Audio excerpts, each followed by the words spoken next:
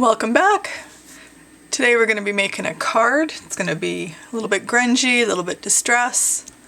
We're going to play with some distress oxides and distress sprays and get nice and dirty today. With the oxides, make sure you give them a little shake so that you emulsify them. And I always make my cards on watercolor paper just because I play with so many wet mediums. I find watercolor paper tends to hold up to all the layers of wet media that we use. So I start off by giving my paper just a little spritz of water, and we're going to play with the Broken China Distress Spray Stain first. We just kind of splitz it on, and then I've got some spiced marmalade oxide that we're going to put on.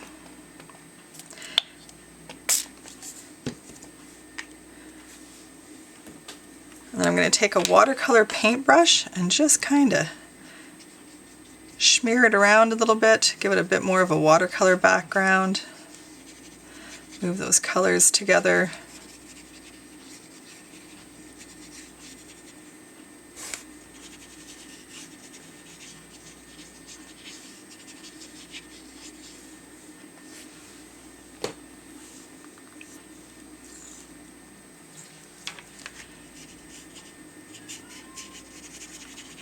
Once I have the background looking the way that I like it, I'm going to go and dry this, and we're going to put some more layers on. Whenever you're working with distress inks or stains or sprays, you always want to make sure that you're drying between each layer, just so you can build up all those layers of distress and grunge.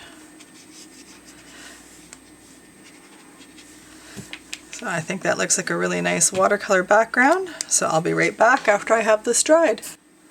Alright, so I'm back. I've got everything dry. As you can see, we've got this really pretty watercolor background effect going on. I really like how the yellow dripped down into the blue. And I don't like to waste anything, so we've got some of these colors down here on the table. So I'm going to take and I'm just going to set my paper in and just pick up those colors just to give it more of a distress grunge look and feel in the background. And I love how those layers just build up. So I'm going to dry this and I'll be right back. Alright, so I'm back. I cleaned up my splat mat that I have underneath, and I've brought in my glass cutting mat for this next technique. Sorry about the glare from the lights. I've tried to cover those lights up as best as I can. So for this next technique, just to build another layer of grunge, I've brought in a different color, some spiced marmalade, distress oxide spray. And what I like to do with this is I like to spray it right on my glass mat and add just a little bit of water to that so it's a little bit more watered down. And I take a piece of acetate, so any old packaging you have or acetate sheets that you might have, and I like to just kind of splot that around and then come in and put those colors, those splotches, onto my watercolor paper, and it just gives another layer of distress to that background, gives it a little bit more interest. And I go until I'm happy with the look, and then I give it a wipe off, clean up my mat. I think I want a little bit more blue and maybe some green. Let's put some of this Distress Oxide green cracked pistachio on and see what we get.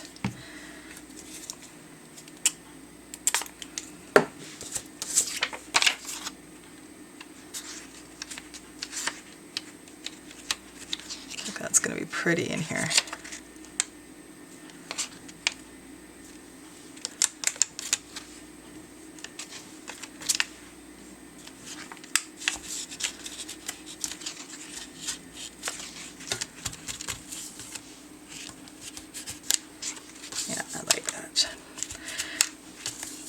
You can add as many layers and do this as many times as you want until you're happy with your background.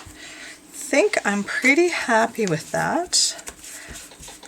But I think I want a little bit more, just a little bit more of the broken china. So I'm going to spray a little bit of that.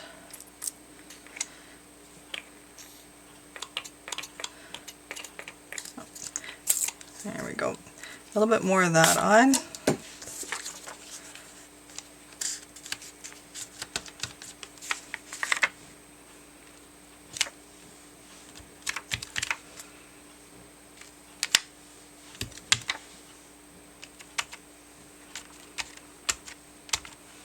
There, yeah, I like that. Alright, I think I'm happy with that background, so I'm going to dry it and I'll be right back. Alright, I'm back. I've got that dried off. Got a nice kind of grungy background. I always like to give it just a little bit of a water spritz, so I just put a little water on my fingers, spritz that down. I let it sit for a second or two, and then I lift off the extra water with a piece of paper towel, and you get this great speckled water spot background. I love all the layers and the texture in there. Then I'm going to come in with a watercolor crayon from my Staedtler set. I'm going to use the brown. I'm just going to color along those edges.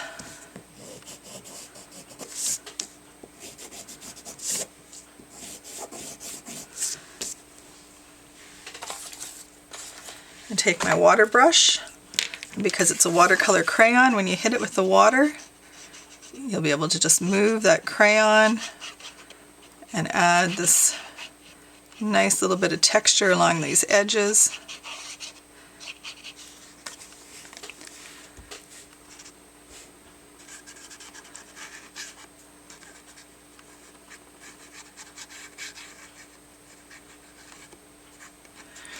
And then along the top here, if I take and make a little bit of a puddle with my watercolor brush into that crayon, I can see how you can make it run and add these great water drops of color going down your page. And as it runs down the page, it will also pick up the other colors that we laid down from the Distress inks and sprays, and just add a whole nother layer and dimension to the card.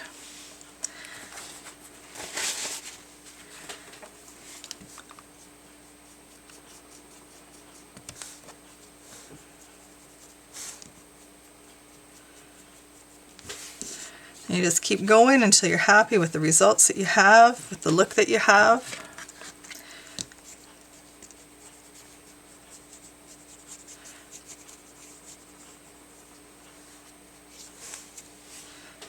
Great distress, vintage look and feel to the background. So I'm going to dry that and I'll be right back. Alright, so now I'm going to take and I am going to do a little bit of stamping. I always like to add a little bit of texture into the background using stamps. I'm going to use archival ink. It won't react with water, and I'm using the sepia. And the stamp that I'm using is from Impression Obsession stamps, and it's the crackle background that I'm going to use today.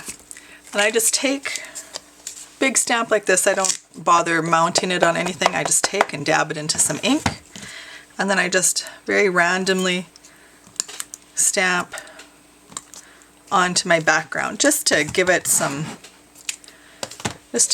texture, another layer. Can you see? And then we're going to take a stencil. I like this brick wall stencil. We're going to take a little bit of gold paint just to put a little metallic sheen in here.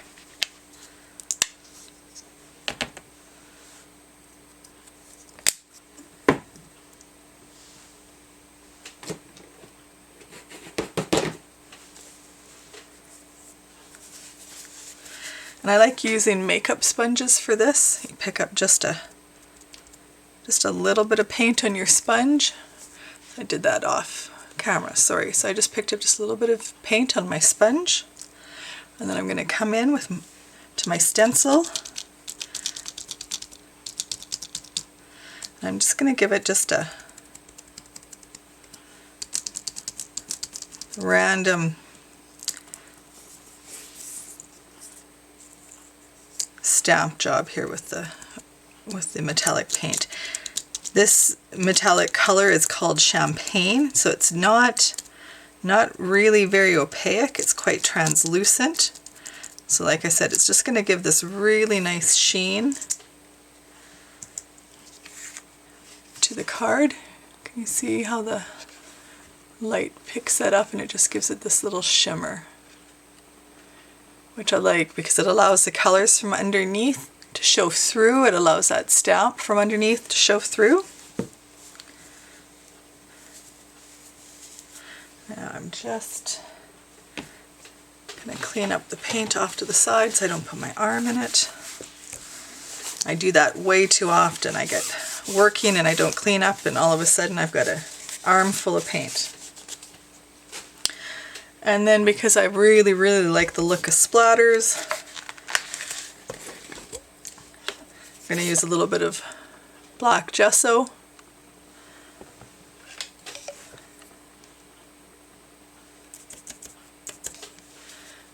Put a little bit on my splat mat. Water it down.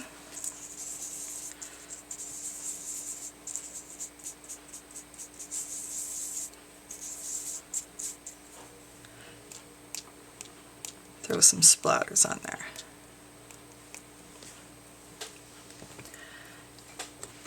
I'm going to bring in my stamp platform from Stamp Perfect from Hampton Arts. I love using this because you can stamp over and over in the same spot and really get a good, clean, crisp image, which I really enjoy. I'm using the stamp set from Stampin' Up called Fine Feathers. I believe it's retired. I've had it in my stash forever. So I love that I can take and kind of figure out where I want my stamps to go. Once I've got that figured out, I just put my platform down. It picks up the stamp that I want. I'm using archival ink from Ranger in black. I pretty much always stamp all my images in black.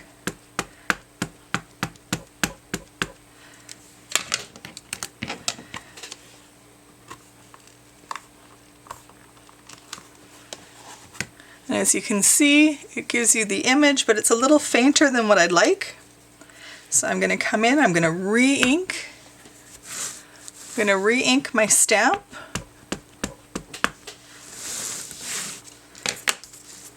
Bring the platform down.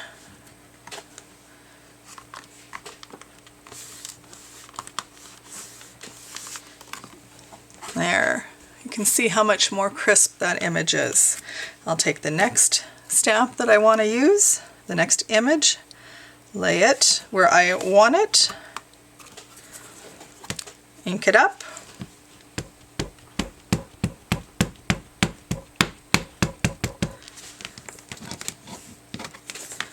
stamp it down.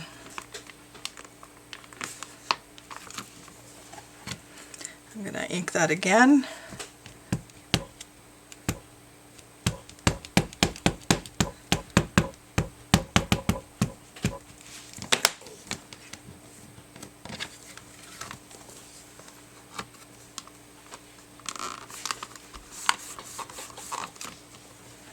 I think I'm going to give it one more inking just to make sure it's got its full potential.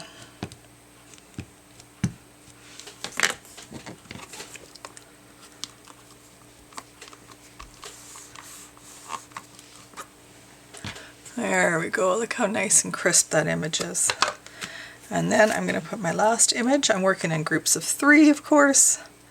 And I've got this little guy that I'll just put off to the side like that. Ink it up.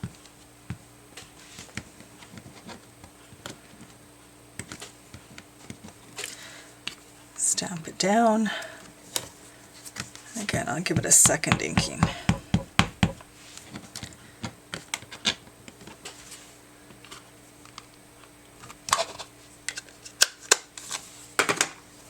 There we go.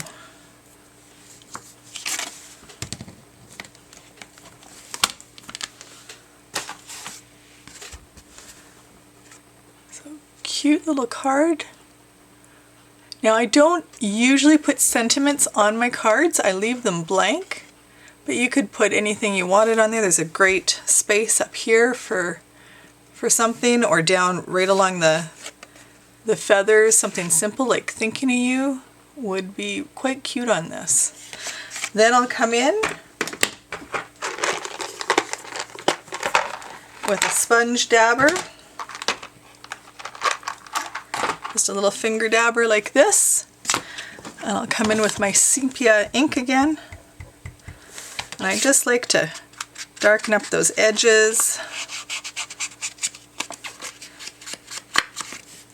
Give it a little bit more life, and that way when I mount it on my card, it'll stand out from the background of the card a bit more.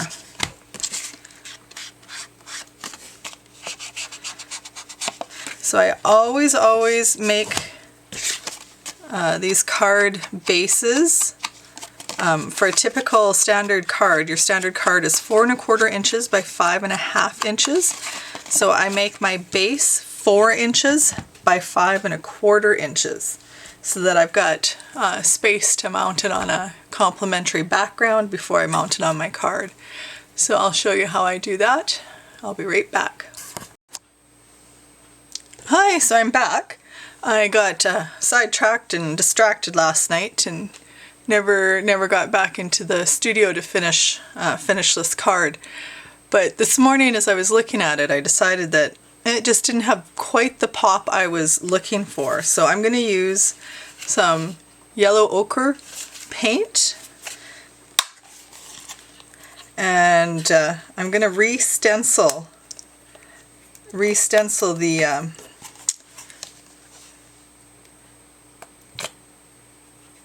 the brick wall, just because I think I want a little bit more,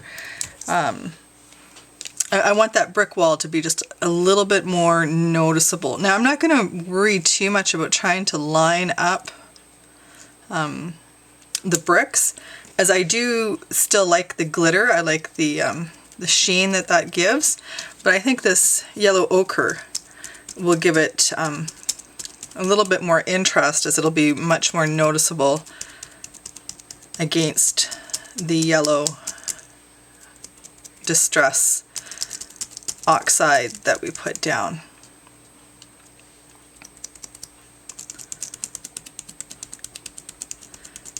And with that makeup sponge, it'll give it a little bit of texture. Yeah, see, I like that so much better.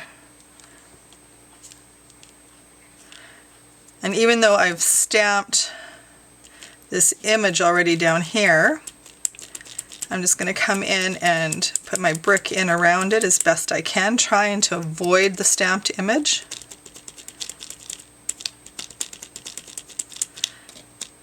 But it also allows me to bring that wall out and around it. Yeah, I do. I really like that much more than what I had going on yesterday. And that's the great thing. If you're not 100% sure about something, just leave it, and when you come back to it, all of a sudden you've got a new idea. So that's not going to take very long to dry, but you can see that brick wall in there so much more. And I decided I needed just something else for a little bit more interest, so I found this cute little butterfly, and I stamped a greeting.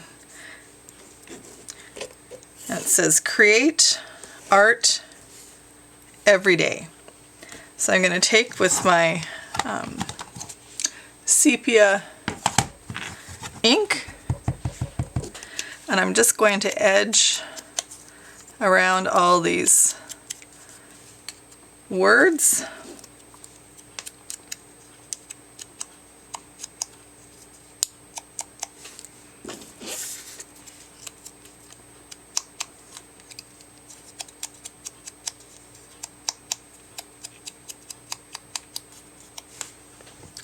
There we go. I'm going to adhere those down using my favorite glue is the Beacon 3-in-1.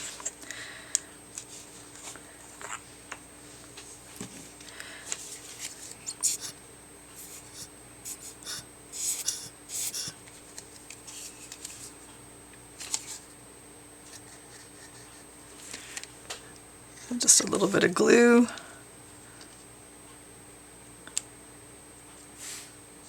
Put that down.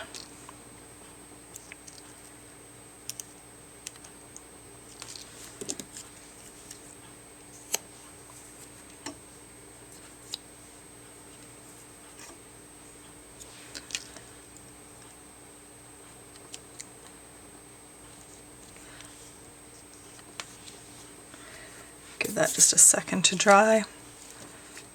Adhere my butterfly down. The only thing I don't like about the beacon, especially as the bottle gets empty, it seems to spit the glue out of the top. I don't know if you can see that, but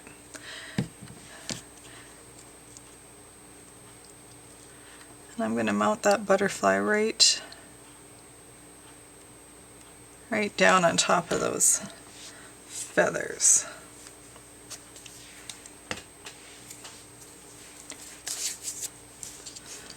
I want that, I think, just a little bit lower like that.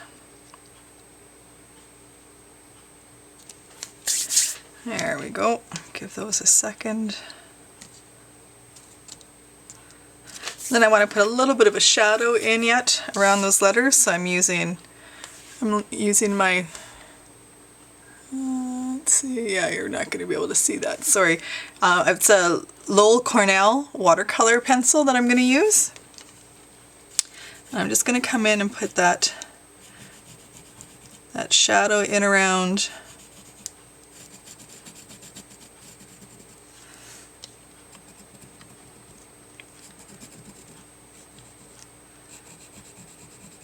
those letters, like so.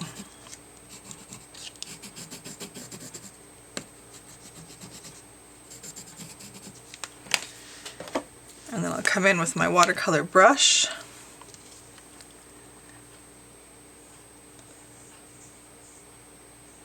Just go over that, let that bleed out a little bit.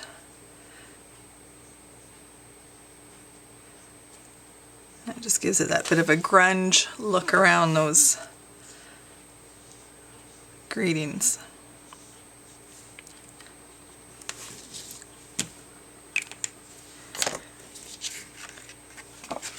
There, see how it gives those shadows around the sentiment.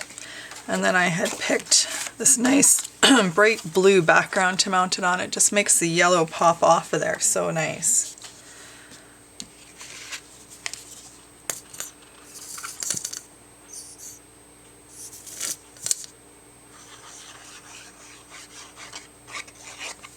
Now I'm never overly shy with my glue. I don't like things to come unstuck, so I tend to make sure I've got a good covering on there. And then we'll stick that down onto the card. And I think that's relatively centered.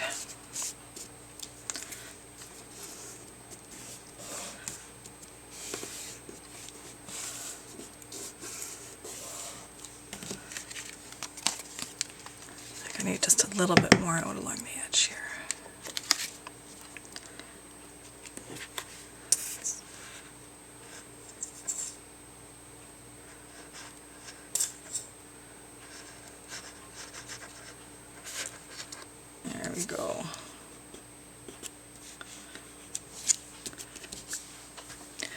And then I'll adhere that onto my card base.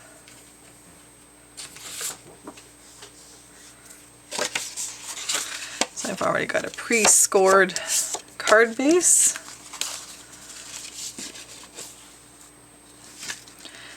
I'll put glue on there.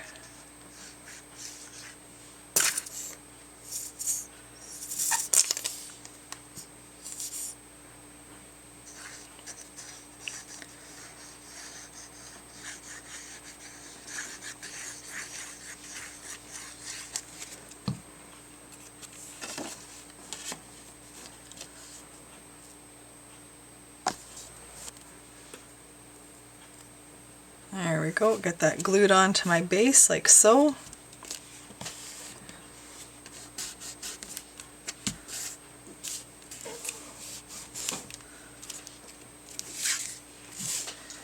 And there's the finished card.